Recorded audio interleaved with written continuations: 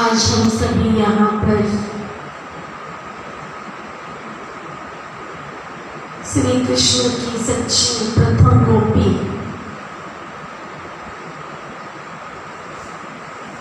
परम पूजनीय श्रद्धे प्रातः स्मरणीय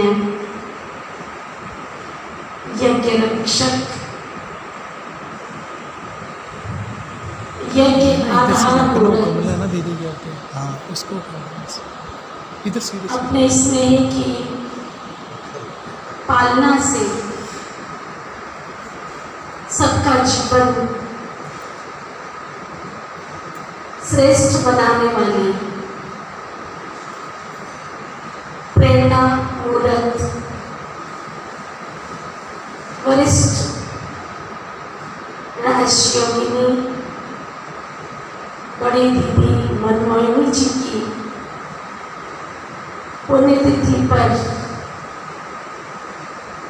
बहुत अच्छी प्रेरणादायी उनके जीवन के स्मरण हम सब ने सुने और मैं अपने आप को बहुत भाग्यशाली समझती हूँ। भाग्यशाली तो क्या,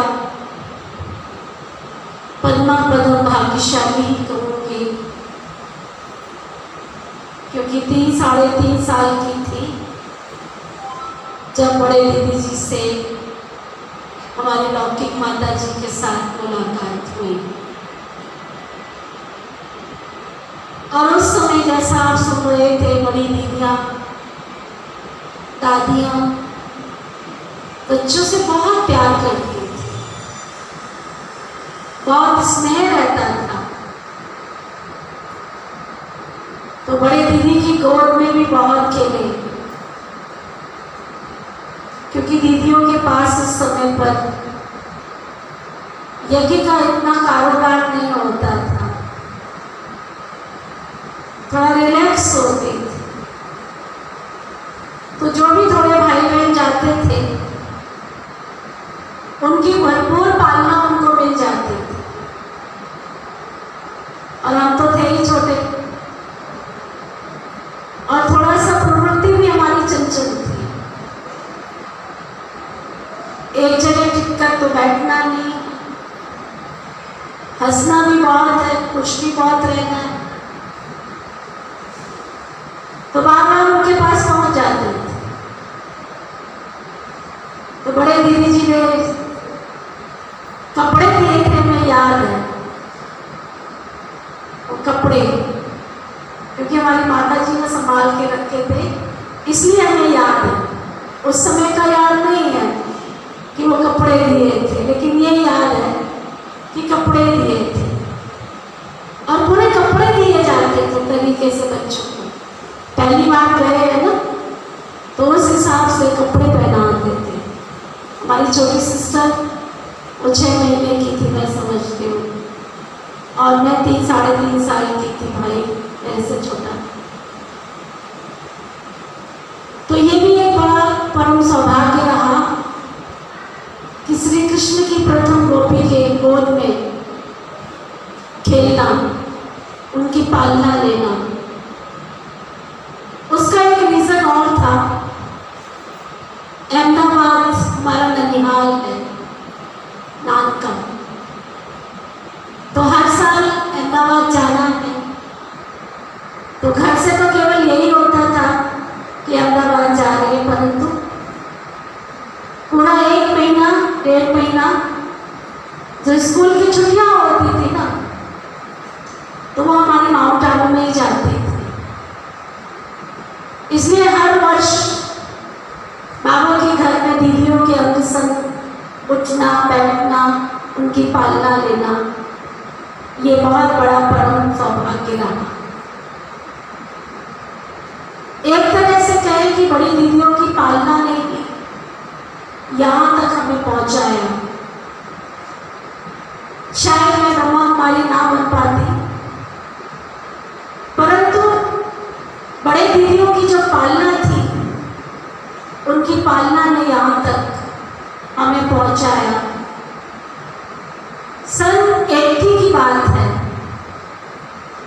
नक्की लेक पर आप सबने म्यूजियम देखा होगा। और बड़े दीदी को अचानक संकल्प आया, उस समय सेवा में करीब 60-70 बीमारियां आई हुई थी। तो बड़े दीदी जी को संकल्प आया कि कुमारियों की ट्रेनिंग होनी चाहिए। तो नक्की लेक पर उस म्यूजियम में कुमारियों की ट्रेनिंग रखी गई। और मैं तो कोई उस लक्ष्य से गई नहीं थी, अपने लौकिक माता जी के साथ ही जाती थी। सेवा करने का मुझे शौक था, सबकी सेवा करती थी, कुछ किसी के पास भी जाकर। स्कूल वर्ग से कभी थकती नहीं थी, इसलिए सभी दादियां मुझे चिन्ह कहती थी, चिन्ह। तो बड़ी दीदी ने बड़े प्यार से मुझे बुलाया और प्यार से कहा, तुम पट्टी करेगी, कुमारियों की ट्रेनिंग करेगी? मैंने कहा जी दीदी। तो उस समय पर बड़े दीदी की प्रेरणा से वो नक्की लेक पर जो ट्रेनिंग हुई कुमारियों की, वो ट्रेनिंग करने का सौभाग्य मिला। और उस ट्रेनिंग में एक शर्त रखी गई थी कि कोई भी कुमारी आपस में बातचीत नहीं करेगी, मौन, केवल सुनना है, आपस में बातचीत नहीं करनी। तो नक्की लेक से ओम शांति भवन तक क्लास करने के लिए सबको आना होता था और सब शांति से लाइन में आते थे। लेकिन उस समय यज्ञ में बहुत बड़ी, ये भी बहुत कला कहें या विशेषता कहें, सब दीदियों से दादियों से गुड मॉर्निंग करते थे, प्यार से दृष्टि लेते थे, मुलाकात करते थे। जैसा देखो दीदी बता रही थी कि बाबा के कमरे के साथ जो ऑफिस है सामने, वहाँ दीदी और दादी बैठ जाते थे, मॉर्निंग में भी बैठते थे क्लास में जाने से पहले। तो वहाँ गुड मॉर्निंग करने जाते थे। तो दीदी को अट्रैक्शन होती थी या मुझे अट्रैक्शन होती थी, तो दीदी को सब फूल देते थे जा करके। ये चंपा के फूल, चमेली के फूल गर्मियों में बहुत निकलते हैं, तो दीदी मुझे एक फूल जरूर देते थे और सिर पे बहुत प्यार से हाथ भी फेरती थी, गालों पे भी हाथ फेरती थी और प्यार से, क्योंकि ट्रेनिंग अच्छी चल रही है ना, क्योंकि वो तो करने के लक्ष्य से आई थी और मुझे तो भेजा गया था। तो ये एक परम सौभाग्य रहा दीदी के प्यार को पाने का, दुलार को पाने का। और मुझे भंडारे की सेवा बहुत अच्छी लगती थी, तो मैं भंडारे की सेवा बहुत करती थी। सेवा में जब जाते थे तो दोपहर के टाइम पर अगर पांडव भवन में कोई कुमारियां हैं तो बारी बारी से उनको चांस मिलेगा दादी के साथ, दीदी के साथ लंच करने का, डिनर करने का, नाश्ता करने का। कभी भी दीदी दादियाँ अकेले भोजन नहीं करती थी। अगर किसी को नाश्ते में चांस मिला तो किसी को लंच में मिलेगा, किसी को लंच में मिला तो किसी को डिनर में मिलेगा। लेकिन वो खाने का स्टाइल भी बहुत अलग था। उसमें कुमारियाँ जो होती थी, 3 या 4 कुमारियाँ अलग अलग स्टेट की लेते थे और फिर दीदी आपस में हंसती थी दादी के साथ में। अब देखना पता चलेगा कौन कहाँ की है, कौन कहाँ की है। मेरे लिए तो बड़ा आश्चर्य था। सबने भोजन कर लिया तो दीदी कहती देखो ये गुजरात की है, ये यूपी की है, ये पंजाब की है। ये कैसे पता चला? ये गुजरात वाले जो है ना, खाना खाने के बाद दाल चावल जरूर खाएंगे, उनको बाद में दाल चावल चाहिए है? और पंजाबी लोग क्या करेंगे, चावल और छोले मिल जाए तो पहले वो चावल और छोले खाएंगे, रोटी बाद में पूछेंगे। और यूपी वाले क्या करेंगे, खाना खा लेंगे लेकिन मीठा जरूर खाएंगे, परंतु बाद में मीठा खाएंगे। तो ऐसी रमत जमत भी दीदी के साथ में देखी और एक बार नहीं बहुत बार बड़े दादी और दीदी के साथ में भोजन खाने का अवसर मिला। उस जमाने में ये फोटो बनाने का रिवाज नहीं था और हम इतने वो नहीं थे, इसलिए हमको इन सब का पता नहीं था कि फोटो भी खींचनी होती है या कुछ ऐसा करना होता है। एक दिन मोहिनी दीदी ने मेरे को बोला कि आपको समोसे बनाने आते हैं? मेरी लाइफ में एक संकल्प था कि किसी भी चीज को ना नहीं करना है, ना माना नाश्ते, ना नहीं करना है। ये दादियों से हमने सीखा था। तो मैंने कहा हाँ दीदी मेरे को आते। मोहिनी दीदी की बात है, मनमोहन दीदी की नहीं, मोहिनी दीदी जो दादी की राइट हैंड थी, उनसे भी बड़ा प्यार था हमारा। तो मैंने हाँ कर दिया। अब मैं भंडारे में गई, वो छोटा सा भंडारा है ना गैलरी में, तो वहाँ पे जसवंत भाई होते थे उस समय पर, भट्टी होती थी बड़ी, छोटा सा वो चूल्हा, और वो भी इतना कंफर्ट नहीं होता था, आसान नहीं होता था। और मैंने हाँ कर दी। इतना पता था समोसे के आलू कैसे बनते हैं, सब कुछ बना लिया, चटनी भी बना दी, सब कुछ बना दिया। अब समोसे भरने कैसे है ये मुझे नहीं पता। कभी उल्टा करूँ कभी सीधा करूँ, मुझे भरने ही नहीं आ रहे थे। दीदी ने एक चक्कर लगाया, मोहिनी दीदी ने, 1 बज गया, ये क्या कर रही है बालकी? वो चक्कर लगा कर के आया, कहते देखा हाँ दीदी बना रही हूँ, बना रही। ये नहीं कहा मुझे नहीं आता है, बना रही कोशिश करती रही। फिर उन्होंने दूसरा चक्कर लगाया, देखा, कहते ऐसे नहीं ऐसे करते हैं। अच्छा ठीक है। फिर वो समोसे बनाए और दीदी और दादी के साथ में बैठ करके दादी के मुंह से, दीदी के मुंह से वो लिट्टी भी खाई। ये भी एक सुंदर अवसर मिला बड़े दीदी की पालना में। एक बार दम आलू बनाए बड़े दीदी और दादी के लिए, तो दादी को बहुत अच्छे लगे, बड़े दादी जी को दम आलू बहुत अच्छे लगे। दादी कहती है आप सबके लिए बनाओगे? अब ये तो पता ही नहीं था सबके लिए बनाना माना कितना बनाना। पांडवों में थोड़े लोग होते थे, इतने नहीं होते थे, 500 के करीब हो गए, 400-500 के करीब हो गए, ज्यादा नहीं हो गए। तो मैंने कहा हाँ बना लूंगी। अरे भाई कैसे बनाएंगे ये तो सोचा ही नहीं। मैंने कहा हाँ बना लूंगी। दादी को बोल दिया, अच्छा तो तुम हैंड्स ले लेना साथ में। ठीक है ले लूंगी। सुबह से लेकर शाम तक वो आलू जो है ना, हमारी माता ने हमें जैसे सिखाया था वैसे बना रहे थे। आलूओं को छीला, छील के चेक किया उसमें। अब आप सोचो कितना टाइम लग जाएगा उसमें, इतने हैंड्स भी नहीं होते थे। दोपहर को उसी में हो गई, 1 भी बच गया। अभी तो आलू छिले ही थे, नमक पे ही पड़े थे, अभी तो उनको फ्राई भी करना था। बड़े दादी के पास खबर पहुंची भी अभी सब्जी नहीं बनी है। कहते कोई बात नहीं है, शाम को खा लेंगे वहीं पे।